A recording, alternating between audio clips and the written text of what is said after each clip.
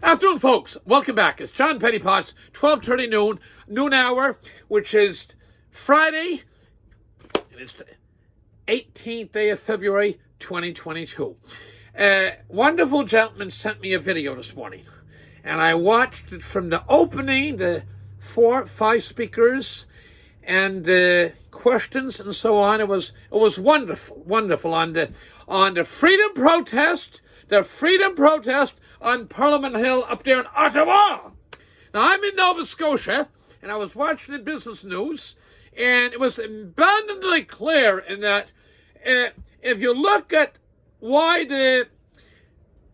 this upgrade in the War Measures Act from 1970s, or just used before that, World War I, World War II, and FLQ crisis, blah, blah, blah, and this revision of that act was brought in 1988 and passed by the then majority government of Brian Mulroney. Okay, now we have Justin Trudeau there. Mulroney is a controversial cat too, mind you. When people hear that name Mulroney, they spit. And I was telling somebody recently, when I say Justin Trudeau's name, they spit too. Anyway, I just wanted to digress here for a second. I was watching the business news, and it's very clear in this presentation I watched. It was about a 45-minute hour presentation, but it was time very well spent. The requirements to bring it in, the requirements to bring enact that thing. And there's no way you can look at that video and feel that it's any legitimate need to bring that act in.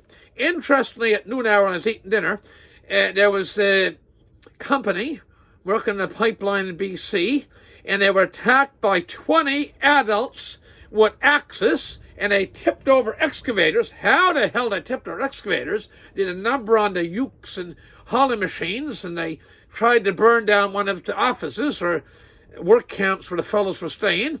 The police went in, they had spike belts in the road, they were throwing fire bombs from the side, or what do you call them, smoke bombs, fire bombs from the side. But our CMP's there, and they look into it. And if you phone it back in a few months, I'm certain they'll tell you we're looking into it. But it's unbelievable what's going on in Ottawa. And I just wanted to digress one more time here. I'm in Nova Scotia. Okay? We've had a premier previous premier, after Steve McNeil, Halifax, Province House, not Prime Minister, but Premier, was Ian Rankin. He brought a thing in called Scotia Pass. And it's probably the top 2 videos I've ever done that I was so intensely passionate on. I didn't mince words, okay, when I thought of his Scotia Pass idea. And so Terrible Timothy, that's the name I called him, the PC, the so-called Progressive Conservative leader, then opposition leader of the province, official opposition leader, and was the candidate for premier, and actually, to my surprise, was successful in getting elected premier and with a majority government. Anyway, he got in there, and he didn't change a friggin' thing. They had Michelle Thompson up there, Nanakinishi, Minister of Health. She couldn't even put out at Christmas time, Merry Christmas, Happy Holidays. And how are things going? Oh, we're working hard with the people in the department. Department of Health in Nova Scotia needs a good kicking ass. It needs the whole thing needs a shake up. And we're spending half our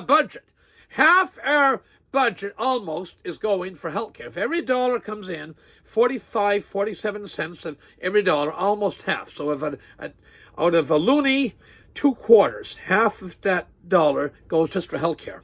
Anyway, I want to get back. And so it needs a whole shake-up. And I'm wearing a poppy, by the way. I'm wearing a poppy. What they're doing last night, disgusting act to arrest that wonderful lady and somebody else, and what they're doing to these truck drivers and patriots. They're patriots. They're fighting. They're the same as these soldiers. They are reason why we say we shall remember. We'll remember. They're fighting for our freedom. FREEDOM. Get that? Fighting for our freedom.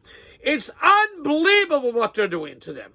Okay, so in Cape Breton, we have a lot of people work out in the area.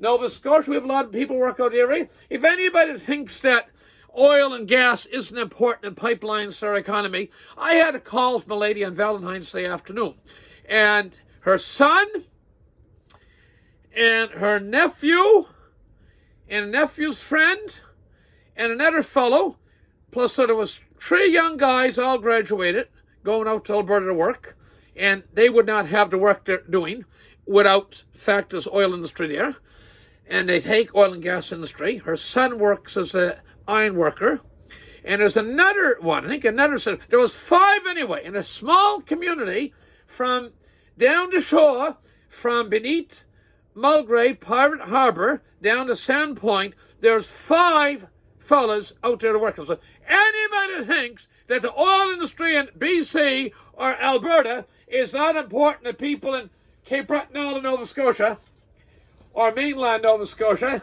dream on. Now, maybe I'm wrong. Maybe we don't need oil. If people are tree huggers, maybe we don't need oil. See me a second.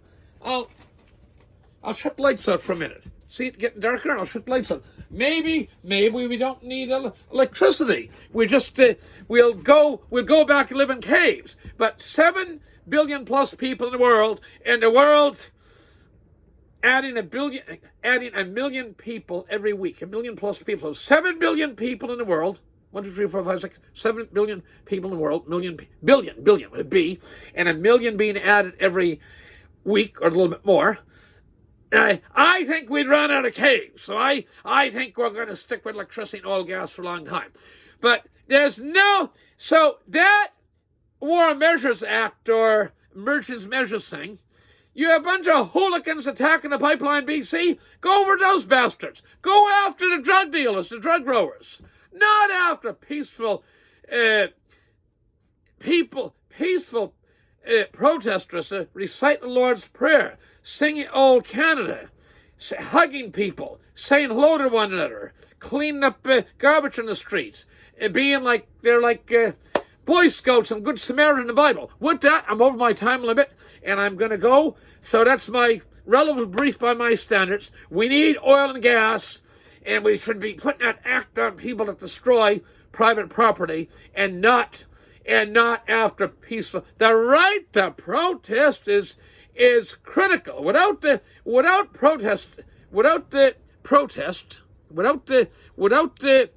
brave soldiers fought for our freedom, in many cases gave their lives, we would not have freedom. And to have the likes of Justin Trudeau and his cohorts there, it's ridiculous. It's not good. But we also have to have alternatives. We must have decent candidates. If you're gonna defeat Cape Breton Canso's Mike Callaway, you better do a little bit better. It'll bring an old woman in from Ottawa in her fancy motorhome or Ontario that the tourists go around and say, well, her father practiced dentistry in Sydney for a while, 35 years ago, and used to go 1 day a week to Roxbury, 1 day a week to Arishat, and not enough. Going to defeat Sean Fraser, you better do better to get a glory guy in as a parachute candidate. He came in and stayed at his father's cottage about a quarter mile from me here. Didn't even own a house in the area. You must have credible candidates. That's what, you had Aaron O'Toole, the son of a whore. He was kissing the ass of the greenies, the tree huggers, okay? He wouldn't stand up for the unborn. You gotta have good candidates. Trudeau's terrible. I don't have to make any more videos on how terrible Trudeau is and what wrong he's doing. But we must have good, credible candidates to defeat these here guys in power now. With that, I got to go. Thank you very much. All the best. God bless. Share my video far and wide. Press the subscribe button, please. Thank you.